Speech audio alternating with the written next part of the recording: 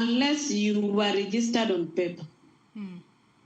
Ilero kanyo makara enya tuak mit wapuonjo nagi mar mondo mi jopiny bende obede kod ng'eyo ni joma mine nitiere kod ratiro mane e weche mag lo. Fatuma, ncha wanene weche manyien ka bende chako chenro moro e kaunti ma Migori kocha mar pogo ahinya oboke mag lo ne joma mine ma pono wanyalo wacho ni gin mond liete.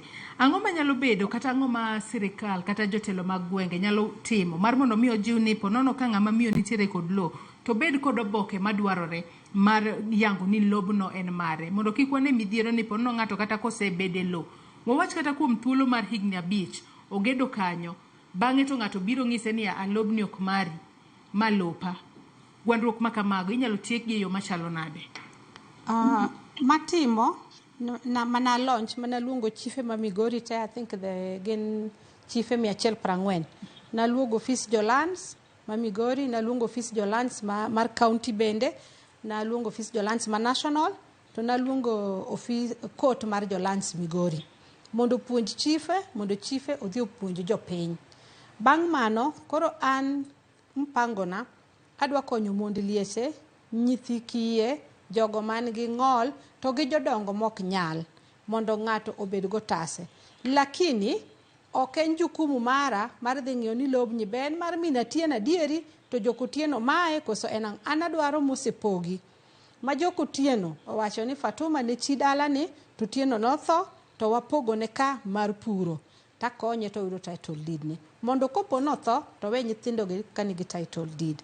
Kopo ni chuore ong'ol en go wetene mangima te to ng'ol samoro wetene mangima gi kotho to nyalo mailo kata gimoro marach nyalo timore. Lo maonge case, lo ma clean ema dwa chiwe title deed nikech sanyo semigo no lopi lakini omigi ka yuochi gi dhogi.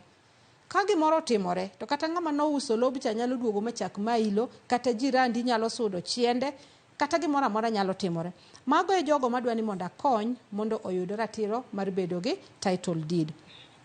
Kanyo bende waloso team kolwa kuom county government maduoko ne governor Uchila yako erokamano kana wuoyo kod noyie mo form na team wariwore gi court mar Migori mar Jolans to gi chife wadwa keto nyakot moro mathin samoro winjruok moro mathin samoro dhako ni be makelo wach okawulo ni muone gi 100% gi beyo nitie mariche kindwa kora keto ni wadhi bedo gi arbitration ma joka dhi bedo joka onge wache lobno nikech samoro anyuola nyalo nindo konchiel to uyie ni mondo winjru to ka ku winjru e motamuru koro kik udhi e court waloso migawo moro mobiro bedo ka wuotho to waluongo ji to konyo ke kes ne mane ni Fatuma gi min gi no ng'adne gi lo nyaka chiende to gichandowa ni mapera ni nyaka bed korgi uneno nang'o to ugwadhoru tu wuoyo tu winjoru kaka jodala ting'ado ni kamano to ji winjore ni kare gini ochopo ka koro we wakony Fatuma mondo min gi Fatuma oyud lopgi gotieno mowadgi.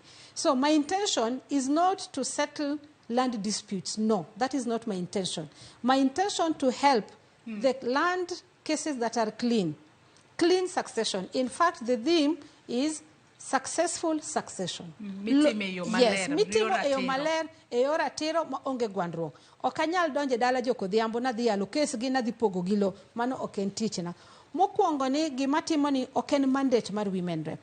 Atime kaka migogo moneno niya jodala gi notera sikul ingeni nyathi kotere sikul ok joka Mohammed kende manotera nyathi ena community. I'm giving back to my community. Nitie jaduong man gi Mona Beach jaduong uti ochiegni dhi to neno ka monde gi lwerore kaka nyiekni to dwano spogne gi mwandu sepoge chunye ni nyaka dem lope chopo kanya seme lope chopo kanya sakwa lope chopo ka lakini oonge uwezo mar yudo title deed. Koro jaduong ni kodhi ka chief to ndiko ne chief ni ada pogo lopane kama akonyo jaduong no mondo pog lope ni mondo mi jowadgi title deed.